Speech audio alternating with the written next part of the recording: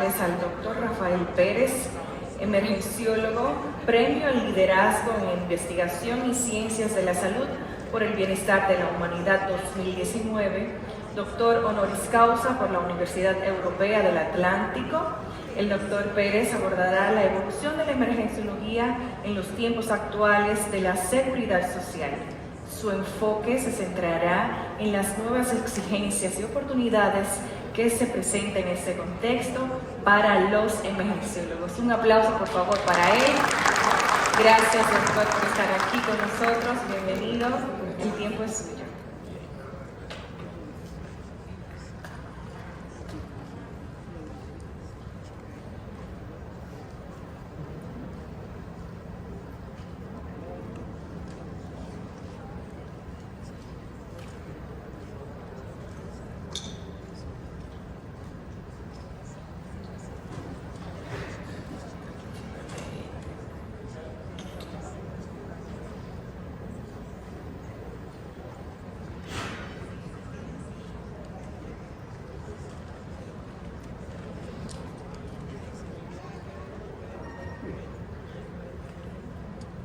Buenos días, bienvenidos al fascinante mundo de la emergenciología.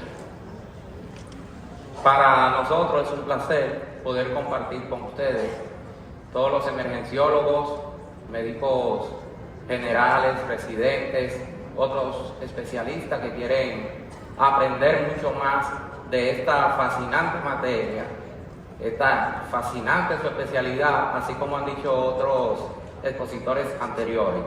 No importa que sea estresante, lo importante es hacerlo con vocación. Nuestra conferencia de hoy trata sobre la emergenciología en los nuevos tiempos de seguridad social. Este es un tema que ya nosotros lo veníamos visualizando a modo futuro, porque como todos sabemos, en República Dominicana, algo muy codiciado y vaticinado por nosotros los emergenciólogos era conseguir el famoso código de atención a los pacientes. El presente tema, ustedes podrán ver que abajo le colocaré las referencias bibliográficas, porque estos son artículos basados en evidencia científica. Así que pueden tomarle su foto, lo que no les dé tiempo, pueden a través de la tarjeta que se le entregamos, consultar a través de nuestro portal. Comenzamos hablando sobre el centro de salud. El centro de salud es lo que se comporta como una célula fundamental para la prestación de los servicios de salud en la comunidad.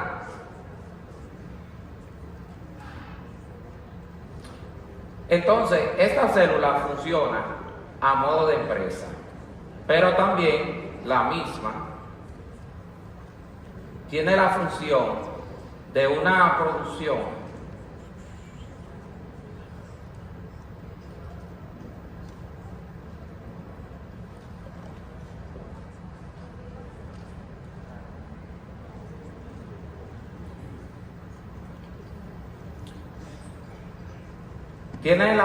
de tener una producción, y esa producción es lo que nosotros se genera a través de lo que nosotros conocemos como un proceso, y ese proceso va a dar lo que es un producto final, que es la atención que nosotros proveemos al paciente.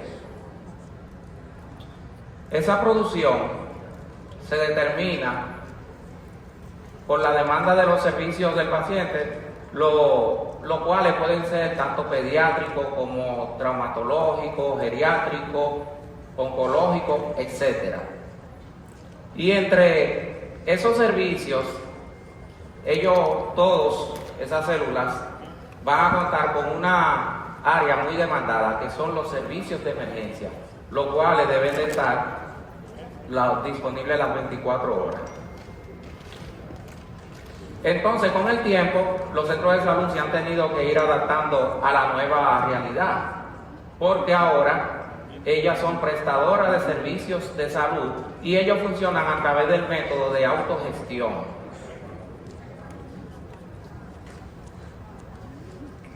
Algo muy importante ha sido la entrada de las administradoras de riesgo de salud. ¿Qué ocurre? Que las administradoras de riesgo de salud han venido para solicitar una cantidad determinada de servicios basadas en que los centros y los especialistas deben de prestarlo con unos protocolos correspondientes. Como son varias diapositivas y tenemos un tiempo limitado, vamos a ir sintetizándoselo. Y cualquier consulta ustedes la tienen ahí en la referencia bibliográfica.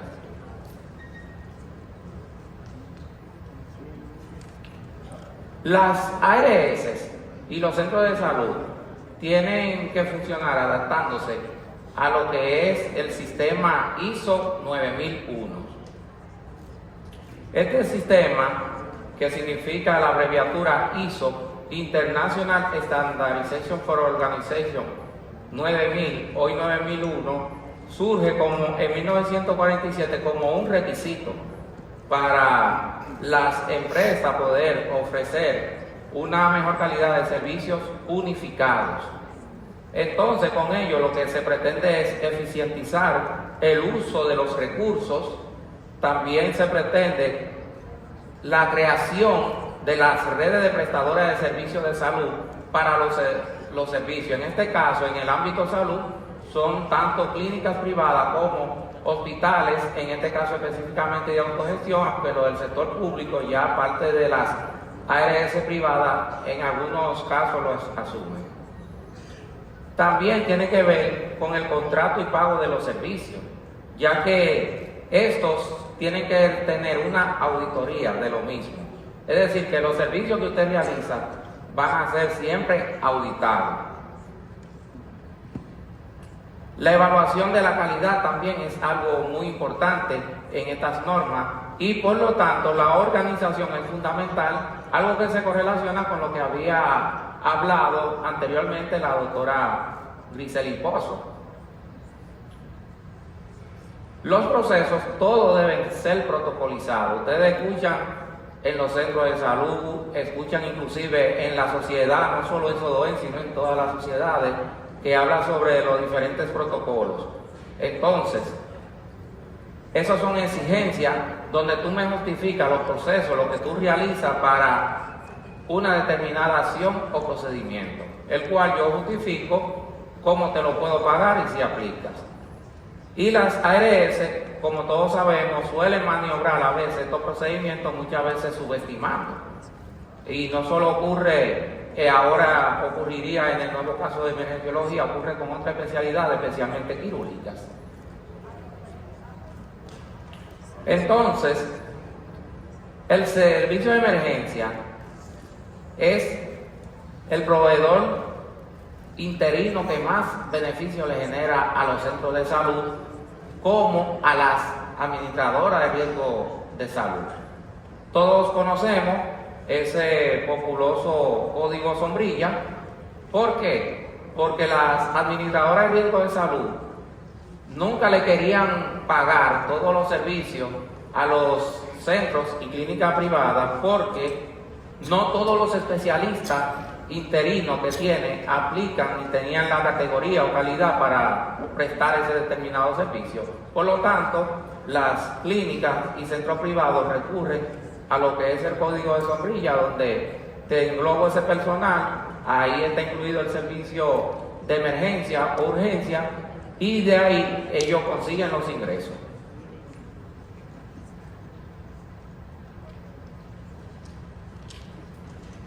Entonces, la ley ENTALA habla de lo que es la brecha que existe entre las ARS y los servicios de emergencia en Estados Unidos. Aunque muchos de nosotros sabemos la lucha que venimos cogiendo aquí en República Dominicana con el asunto de los códigos, del pago de servicios por urgencia o emergencia aquí con las ARS, no solamente ocurre en este país, en las grandes potencias, tanto hay en Estados Unidos, que estamos poniendo ahora el ejemplo, como en países de América Latina e inclusive de Europa, suele ocurrir ese inconveniente. Es decir, que para nosotros no podemos ver como que aquí es lo último y como que somos lo peor, al contrario, ahora después que los emergenciólogos hemos conseguido código, pues tenemos una ventaja en comparación con esos otros países.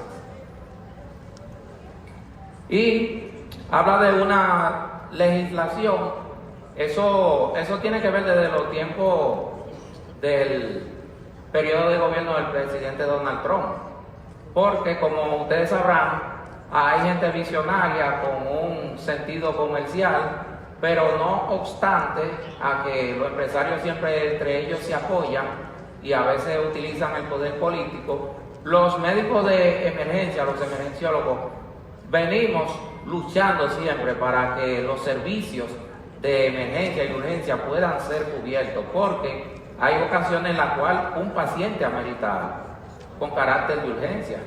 Entonces, si me llega un paciente con una dificultad respiratoria y me amerita unos gases arteriales, ¿por qué rayos yo no se lo puedo hacer en la emergencia? Tengo que tener el paciente en intensivo o tiene que ser llevado a quirófano.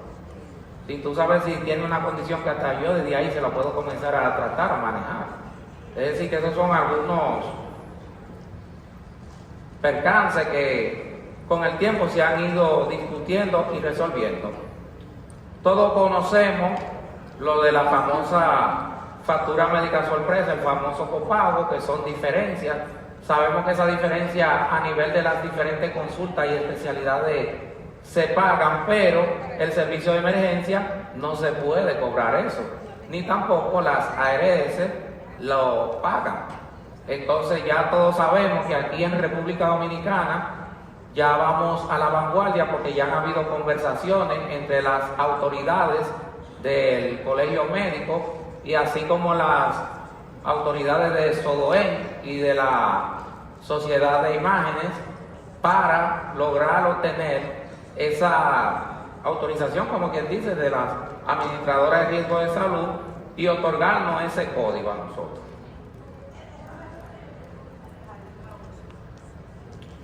En realidad tenemos mucho de qué hablar en cuanto a esto de los pagos, porque el problema, vuelvo y les repito, no solo se ve aquí, sino se ve fuera, pero ya nosotros en comparación con ellos estamos un poco más adelantados. Algo muy importante que llamó la atención fue una encuesta que encuentra que las ARS deben de cubrir los servicios de emergencia. Esta encuesta la realizó la Morning Consult en 2017. Eso fue ya hace un tiempo previo, antes de la pandemia. No obstante, cuando llegó la pandemia, el American College of Emergency Physicians, o Colegio Americano de Médicos de Emergencia, contrató a esta misma encuestadora para investigar otros datos, logrando encontrar que en uno de ellos muestra que casi la mitad, como ustedes pueden observar ahí, el 47% de los adultos no se dan cuenta que su aseguradora médica debe cubrir el costo del departamento de emergencia.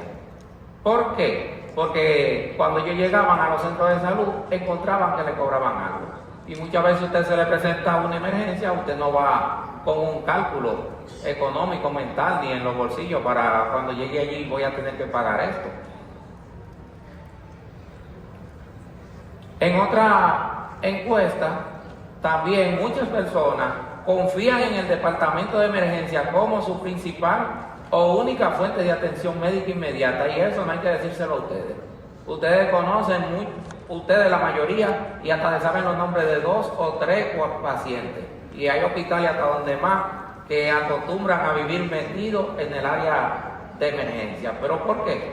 Precisamente porque ya la cultura es que en el departamento de emergencia no se cobra diferencia, ni se cobra copago. Entonces ellos, al no tener los recursos para una consulta privada especializada, deciden acudir a la sala de emergencia, pero eso no ocurre aquí. Ahí ustedes ven esa encuesta, eso ocurre también en Estados Unidos y en otros países. Otra encuesta dice que un 90% consideran que el acceso al departamento de emergencia 24 horas los 7 días es uno de los servicios más importantes a nivel comunitario, tanto a nivel adulto como a nivel pediátrico, como ustedes pueden observar. Y luego se llegó a la conclusión de que eso mismo que todos hemos comentado, que las grandes ARS han acumulado ganancias solo para ellos y que niegan o reducen el pago a los médicos de emergencia y centros que luchan por mantener sus puertas abiertas. Han habido muchos médicos emprendedores que han querido abrir y crear empresas y centros de salud específicos de atención en emergencia, pero entonces las grandes administradoras de riesgo de salud allá en Estados Unidos lo han bloqueado. Entonces eso impide que pueda florecer y aparecer más centros y por lo tanto limita más el acceso a las personas. Bien, existen protecciones en las leyes estatales y federales porque las aseguradoras tienen un historial ya conocido de este tipo de mala conducta. Pero siempre hay que mantener la buena relación médico-paciente. No podemos culpar al paciente por una decisión administrativa de alguien que no tiene el conocimiento médico. Lo mejor es dialogar, como se ha hecho aquí en República Dominicana. Somos un modelo de que lo podemos lograr y obtener. Pasamos a esta sección de preguntas, porque ya escucharon todo el timbrecito y yo les facilité la tarjeta para que lo hagan por esa vía, para anunciar que ya a partir de mañana comienza nuestra semana de aniversario del portal EmergenMed. Cumplimos 12 años de servicio, publicando artículos y estudios, los cuales han sido aceptados por muchos de ustedes, así como extranjeros, y nos han demostrado que hemos contribuido en la educación médica continua. Eso es algo importante, hay que enseñar y hay que ir forjando nuevos líderes, como dijeron hace un momento, y la educación médica continua es algo que ayuda. Viajaremos el próximo mes hacia el 12º Congreso Mundial de Ciencia de la Salud de AMES, donde fuimos avisados de que recibiremos un reconocimiento que es el premio máximo del liderazgo en excelencia en ciencia de la salud 2020. Y digo yo, ¿y por qué? ¿Qué hemos hecho? Si estamos haciendo lo mismo de siempre. Bueno, pues nos recuerdan que en el año 2022, cuando fuimos y dimos esta conferencia que a mí me gusta mucho, que es la expansión global en el conocimiento de la emergenciología. Es decir, que usted no solamente se va a limitar a un solo lugar, usted lo va a decir en todas partes del mundo. Allá en España nosotros nos consultaron autoridades municipales y autoridades políticas para tener un poco más de recomendación y asesoría. Luego a nosotros llegar, hubo una persona, un amigo de allá que nos hizo llegar ese enlace. Le solicitamos, como ustedes ven ahí, su autorización y consentimiento para que nos permitiera publicarlo en nuestros medios, y nos dio esa noticia de que la Comisión de Sanidad y Consumo del Senado insta al gobierno a crear la nueva especialidad de medicina de urgencia y emergencia. Es decir, eso fue el 1 de agosto del 2021. Y sin embargo, fíjense que fue justamente este año ya donde en España comenzó a ejercerse esa especialidad.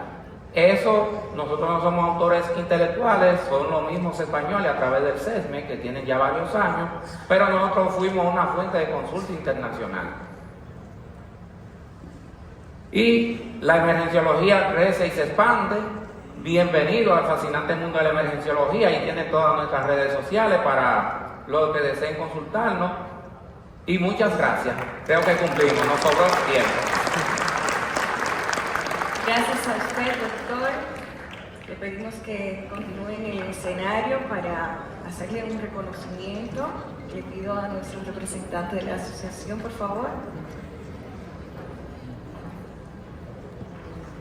Muchas gracias al doctor Pérez, excelente la exponencia y a la vez nos llena de mucho conocimiento. en la parte, ya que estamos involucrados en esto y aunque queramos quizá decir lo contrario, no hay forma de salirnos de esto. Tenemos que seguir y hay unos juegos con las ARS que nosotros debemos de tener mucho conocimiento para evitar ser envueltos y ser enredados. A la vez agradecemos mucho al doctor Pérez por esta exponencia y en nombre de la Sociedad Dominicana de Emergenciología le hacemos entrega de este merecido reconocimiento y presente.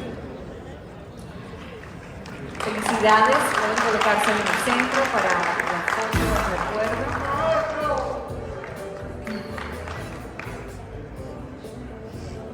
Y concluimos el bloque de gerencia en emergencias con una comprensión más profunda de cómo el liderazgo efectivo y la gestión adecuada son fundamentales para el éxito en situaciones de alta presión. Gracias a nuestros conferencistas, la doctora Grisel Pozo y el doctor Rafael Pérez, hemos explorado enfoques innovadores que fortalecen nuestras competencias gerenciales, preparándonos para los desafíos del entorno de emergencias.